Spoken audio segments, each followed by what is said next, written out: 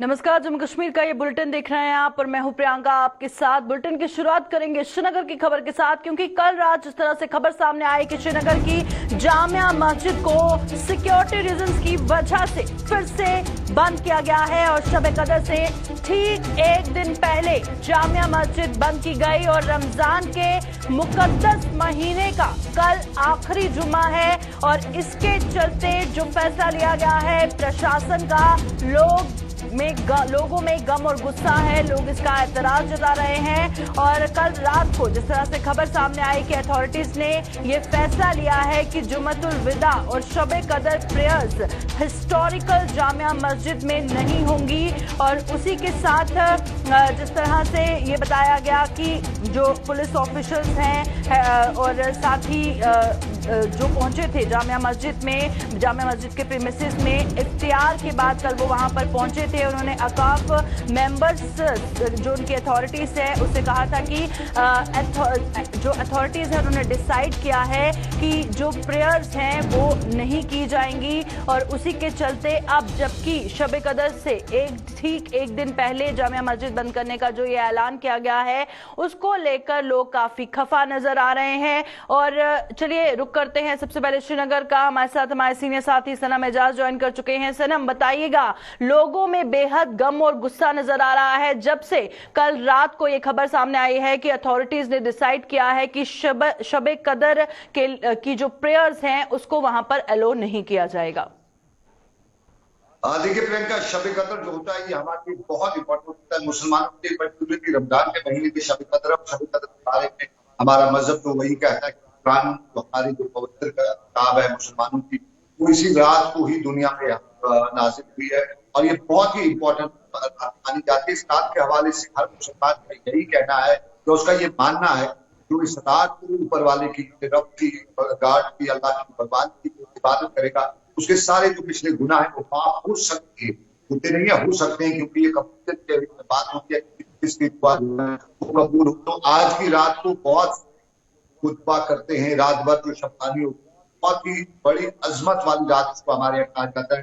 लेकिन आज की रात और फिर कल का दिन, कल फ्राइडे है और ये आखिरी जुम्मा है, जुम्मतुल विदा इसको हमारी मजहबी भाषा उसको जुम्मतुल विदा, लास्ट फ्राइडे होता है रमजान का इसको, और इसकी इंपॉर्टेंस अपनी जगह बहुत ही इंपॉर्टेंट दोनों दिन।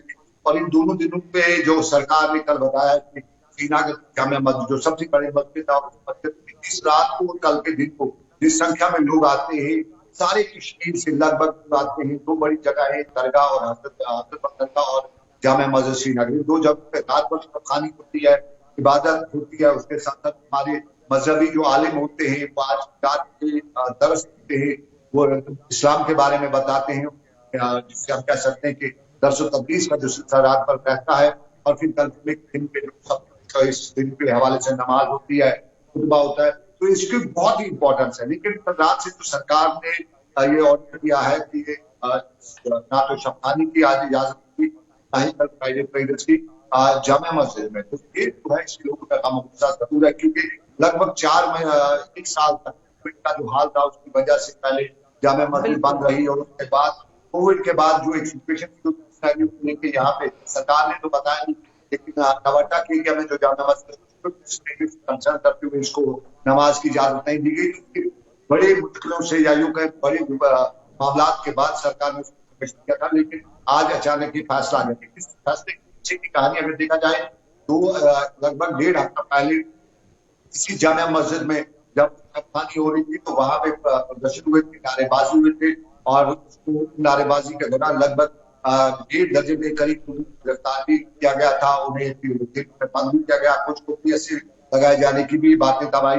तो माना यही जा रहा है, सिक्योरिटी कंसर्न के लोगों का यही मानना है कि शबखानी के दौरान हो सकता है कि कहें कि अनटूवर्ड इंसिडेंट ना हो जाए, कहीं नारेबाजी ना हो जाए, ये सारी चीजें हैं, उसको देखते हुए सरकार ने इजाजत नहीं दी और करनी है।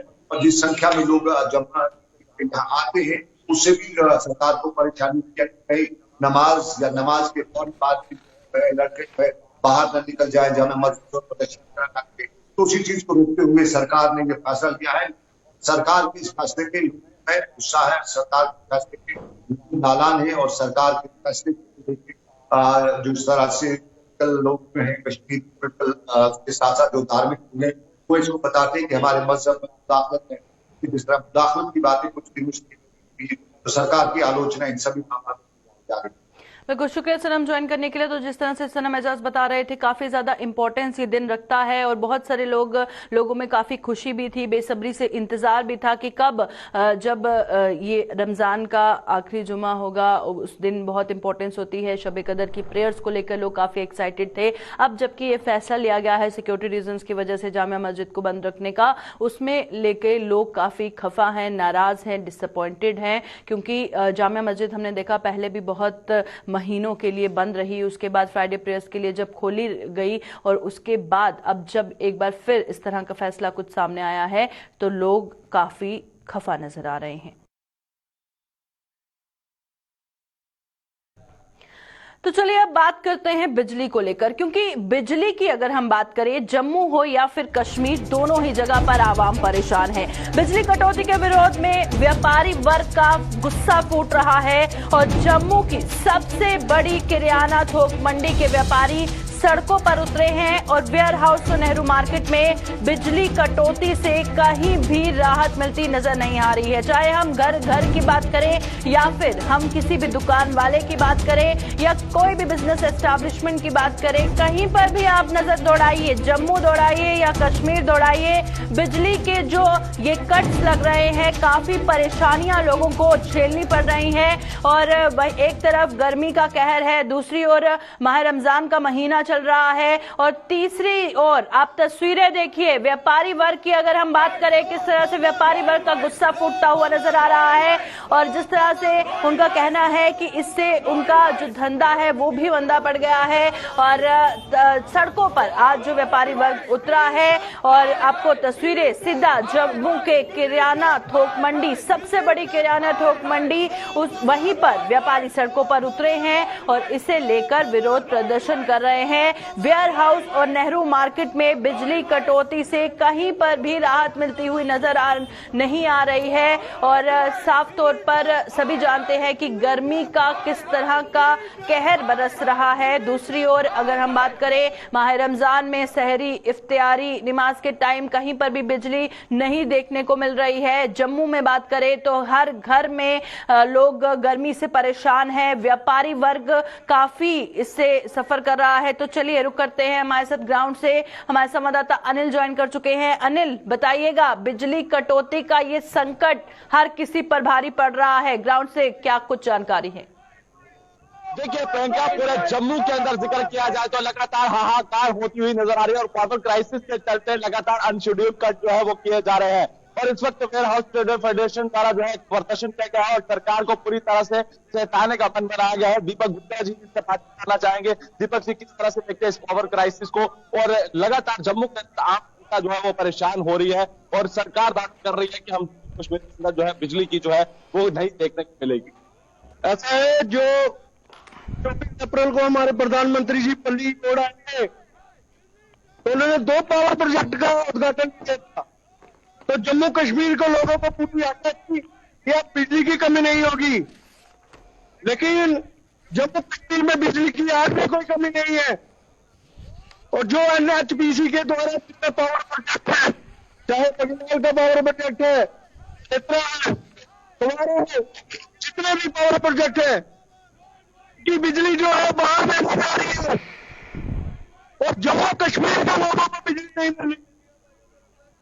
और हम लोग जो है जनता से टैक्स दे रही है, सरकार बेसिक कम्युनिटी से भी दूर है। बिजली और पानी के लिए नारे लगाएंगे, अभी बिजली पानी सड़कें नहीं मिली, कर रही है स्मार्ट के लिए बड़ा बड़ा बोर्ड लगाए जा रहे हैं। मैं चाहता हूं सरकार से, स्टेशन से, जो PDD डिपार्टमेंट के अध्यक्ष करने बैठे हुए लोग हैं, उन्होंने तय नहीं की, क्यों नहीं की? जब हेल्थ डिपार्टमेंट की जरूरत थी कोरोना के समय, उस समय हॉस्पिटल डिपार्टमेंट फेल हो गया, PDD डिपार्टमेंट फेल हो गया, नहीं मिल पा रही, हमें नहीं मिल पा रहा, सड़कें सरकार से क्या उम्मीद करेंगे? आपके माध्यम से सरकार से मांग करते हैं, जो 70 सालों से हम लोग देखते हैं, बेसिक सुविधा दी जाए और 24x7 हो, बिजली दी जाए। 4000 करोड़ रुपए 18 मीटर लगाए गए थे। सरकार ने वादा किया था कि हम 24 घंटे बिजली देंगे, जो मीटर लगाएगा उसको मीटर 24 घंटे बिजली दी जाएगी। तो क्या कारण है? ऐसा कहा गया, इसको होनी चाहिए। थोड़ी गलती करता है तो उसको जाती है। एडमिनिस्ट्रेशन के बैठे हुए लोग गलत कर रहे हैं, तो सजा मिलनी चाहिए, पर भी कार्रवाई होनी चाहिए।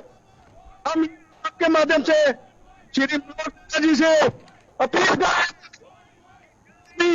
बिजली का क्राइसिस करे और हमारे लोगों को, ताकि हमारे जम्मू लोग आराम से कर सके, ताकि हमारी जो गरीब लेबर है, 50,000 के करीब हमारे यहाँ लेबर है, दिनों से सोए नहीं है, उनके कौन देखेगा? दफ्तर ऐसी दफ्तर में बैठे लोग उनके लिए शुद्ध लेंगे, कोई गरीब लोगों के लिए कोई नहीं है। हम ये अपने श्री मनोहर सिन्हा जी से अपील करेंगे और जल्द ही गवर्नमेंट को लगाम लगाए और लोग बिजली देने की करे। धन्यवाद।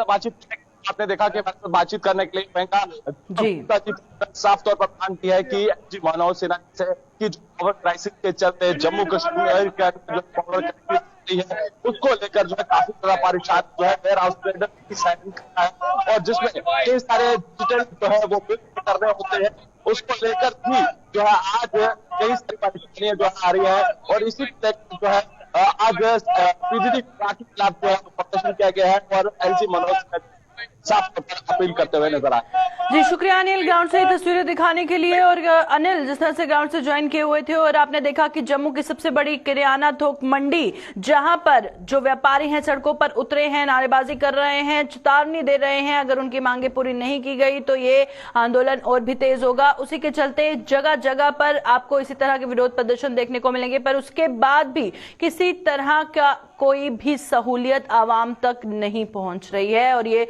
बिजली के कट्स वैसे के वैसे हैं जैसे कि कुछ दिनों से देखे जा रहे हैं।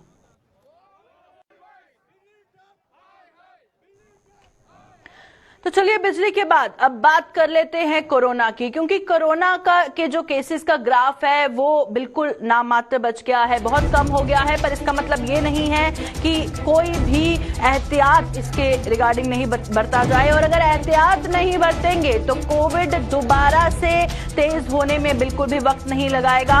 और इसी के चलते जम्मू कश्मीर में फिर से दस्तक दे रहे कोरोना से बेखबर लोग और लोगों के लिए अब कोविड गाइडलाइंस इतिहास बनी है। और मास्क की बात करें या 2 गज की दूरी के नियम की बात करें तो सरेआम लोग धज्जियां उड़ाते हुए नजर आ रहे हैं। और प्रशासन भी सख्ती बरतने से परहेज कर रहा है।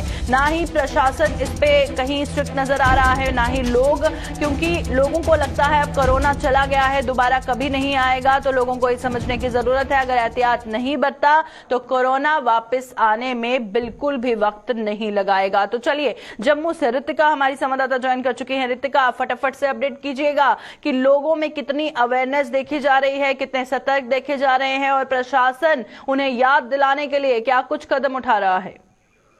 जी आपको बताना चाहूंगी, कोरोना के हालात जो है दोबारा से खराब होने शुरू हो चुके हैं, जिसके चलते एक्टिव केसेस जम्मू कश्मीर में भी आने शुरू हो गए। पर लोगों की अगर मैं बात करूं, लोगों ने मास्क पहना तो बंद कर दिया है, सोशल डिस्टेंसिंग को फॉलो की जाती थी। एसओपी का एक महत्वपूर्ण भाग था, उसे भी लोगों की तरफ से पूरे इग्नोर किया जा रहा है। जो मेट्रो में सफर वाले लोग हैं वहाँ पे ड्राइवर कंडक्टरों द्वारा भी किसी भी प्रकार की डिस्टेंसिंग का ध्यान नहीं रखा जा रहा, ना ही मास्क पहना जा रहा है। जबकि मैं दिल्ली की बात करूं, महाराष्ट्र की बात करूं, ऐसे राज्य हैं जहां पे मास्क पहनना दोबारा से कंपल्सरी कर दिया गया। पर जम्मू की अगर मैं बात करूं, यहाँ पे अभी किसी भी प्रकार के दिशा निर्देश निकल के बाहर नहीं आए हैं, इसलिए पब्लिक भी कहीं ना कहीं अनअवेयर है। जो कोर्ट पीरियड शुरू हो चुकी है और जम्मू में काफी एक्टिव केसेस जो है दोबारा से आना शुरू भी हो गए।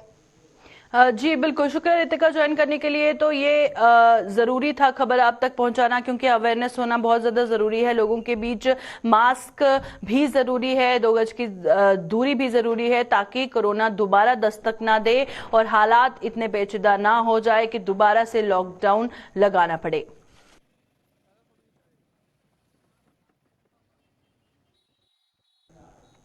तो चलिए अब रुक करते हैं कुपवाड़ा का, क्योंकि कुपवाड़ा से खबर सामने आ रही है कि पुलिस ने 3 OGWs को गिरफ्तार किया है। 1 पिस्टल, 1 मैगजीन और 14 राउंड बरामद किए गए हैं। ड्रग तस्करों के खिलाफ भी पुलिस ने शिकंजा कसा है और डिस्ट्रिक्ट स्पेशल ब्रांच ने चरस के साथ 2 तस्कर भी गिरफ्तार किए गए हैं। तो 2 खबरों से हम आपको रूबरू कर रहे हैं, जहां पर नशे के खिलाफ लगातार पुलिस की लड़ाई जारी है, उसमें भी पुलिस को एक बड़ी कामयाबी मिली है और उसी के साथ 3 OGWs को गिरफ्तार किया गया है, जिसके पास से 1 पिस्टल, 1 मैगजीन और 14 राउंड बरामद किए गए हैं। और जिस तरह से अगर बात करें क्रॉस LOC स्मगलिंग की या जो आर्म्स एंड एम्युनिशन की ट्रांसपोर्टेशन की डिस्ट्रिक्ट में, तो उसको लेकर जब पुलिस को इंफॉर्मेशन मिली, उसके बाद इन स्पेसिफिक इनपुट्स के चलते OGW मॉड्यूल का पर्दाफाश पुलिस ने किया है वैली में। और आपको खबर दिखा रहे हैं, तस्वीरें सीधा स्क्रीन पर दिखा रहे हैं जिन 3 OGWs को गिरफ्तार किया गया है। तो चलिए कुपवाड़ा का रुख करते हैं। शमीम हमारे साथ ज्वाइन कर चुके हैं। शमीम, इस खबर के हवाले से जानकारी दीजिएगा। सबसे पहले OGWs जो 3 गिरफ्तार किए गए हैं उसके हवाले से हमारे दर्शकों तक पहुंचाइएगा, क्या कुछ जानकारी अभी तक सामने आई है? जी प्रियंका, मैं आपको बता दूं कि सरहदी जिला के लाइन ऑफ कंट्रोल इलाके यानी टंगडार के इलाके जो है 3 OGW जो है गिरफ्तार किया है। हालांकि पुलिस का मानना है कि जो है 1 पिस्तौल और 14 जो है राउंड जो है उनसे बरामद किया गया है। हालांकि ये जो है लाइन कंट्रोल का इलाका है, दूर-दराज का इलाका है, वहाँ पर जो है के करीब ये गाँव पड़ता है, जहाँ से उनको जो है गिरफ्तार किया गया है। तो अभी जो है इस केस के सिलसिले में जो है पूरी तहकीकात जो है जारी है, तो बाकी जो है सामने नहीं आया। हालांकि उसने इस चीज का किया है कि शायद इसके जो है और लोग होंगे, उनकी भी जो है गिरफ्तारी अमल में लाई जाएगी। जी का और वहीं दूसरी ओर जो खबर सामने आ रही है कि नशे के खिलाफ जो लड़ाई है उसमें भी पुलिस को बड़ी कामयाबी हाथ मिली है। 2 नशे के तस्करों को गिरफ्तार किया गया है। इस हवाले से क्या जानकारी है?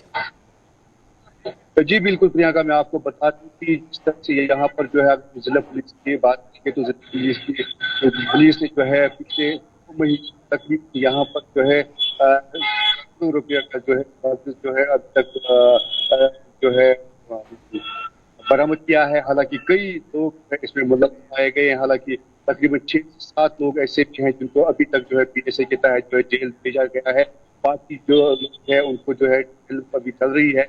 लेकिन कल जो है 4 समूह को जो है गिरफ्तार किया गया है। अलग अलग जगहों पर जो है कार्रवाई हुई है। हालांकि जो SHO को पाना है तो इसकी सरबराही में जो है पिछले 2 महीने में तकरीबन 20 के करीब जो है स्मगलर गिरफ्तार किए गए। कल की अगर बात करेंगे, कल जो है अलग अलग जगहों पर जो है 4 स्मगलर जो है गिरफ्तार किए गए। इनसे जो है काफी मकदार चरस वगैरह जो है बरामद किया गया। हालांकि ये जो 4 लोग हैं, इनका जो ताल्लुक है हाइमा इलाके से 3 लोग हैं इसके, और 1 जो है आवर कुपवाड़ा से ताल्लुक रखता है। जी शुक्रिया शमीम ज्वाइन करने के लिए और इन 2 खबरों से रूबरू करवाने के लिए। तो शमीम जिस तरह से बता रहे थे, एक तरफ जहां कुपवाड़ा में 2 OGWs को गिरफ्तार किया गया है, वहीं 2 नशे के तस्करों को गिरफ्तार करके पुलिस को एक बड़ी कामयाबी हाथ मिली है।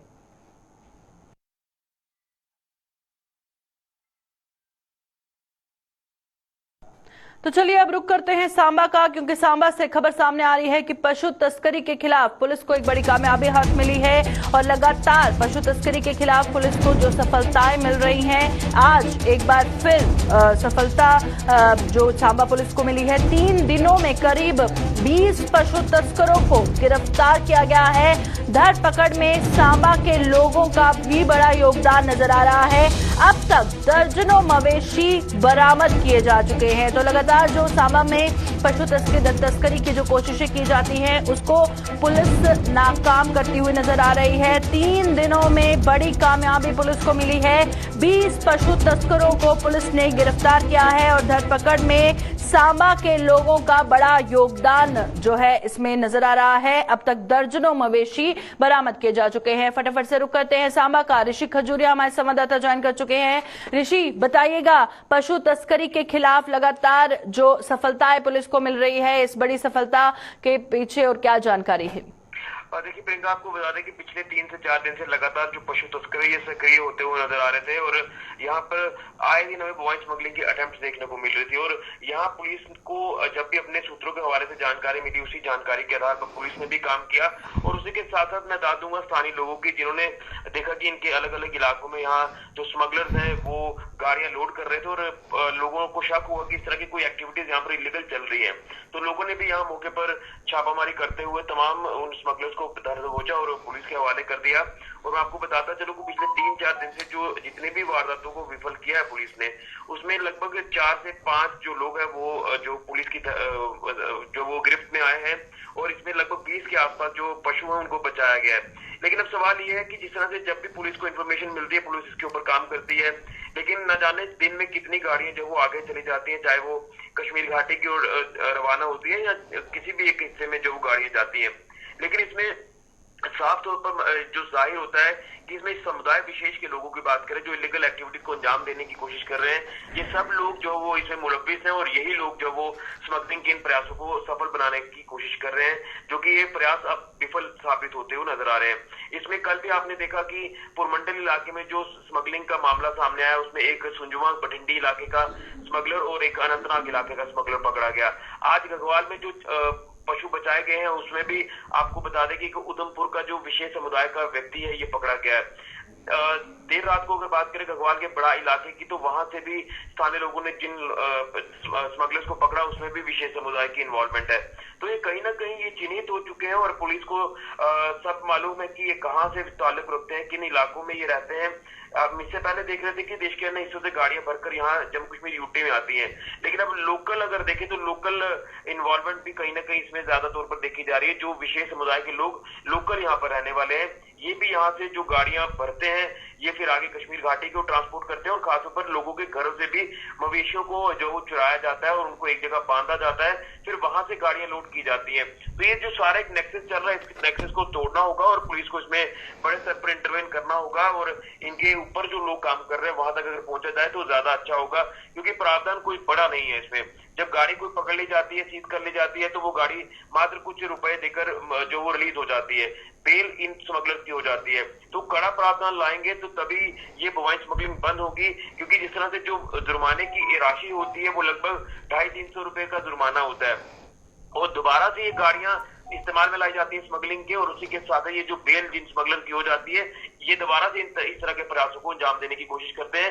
हालांकि पुलिस को ये बड़ी कामयाबी मिली है कि 4 से 5 लोग जो पिछले 3-4 दिन से पुलिस से धर दबोचे हैं, गाड़ियां भी सीज की हैं और पशुओं को भी बचाया लगभग 20 के आसपास। तो इस नेक्सस को तोड़ना होगा, जो कि एक चिंता का विषय लगातार बन रहा है और हिंदू सेंटिमेंट्स को मैं साफ तौर पर कहूंगा कि यहाँ ठेस पहुंचाने की कोशिश जो वो इन विशेष समुदाय के लोगों द्वारा की जा रही है। शुक्रिया ऋषि ज्वाइन करने के लिए। तो ऋषि हमारे साथ ज्वाइन किए हुए थे। जिस तरह से उन्होंने बताया कि आम जनता के सहयोग से लगातार पुलिस को ये बड़ी कामयाबी हाथ मिल रही है और जो सेंटिमेंट्स जो लोगों के हर्ट हो रहे हैं, हालांकि आम जनता अगर इसी तरह से सहयोग दे तो हर पशु तस्कर का पर्दाफाश हो सकता है।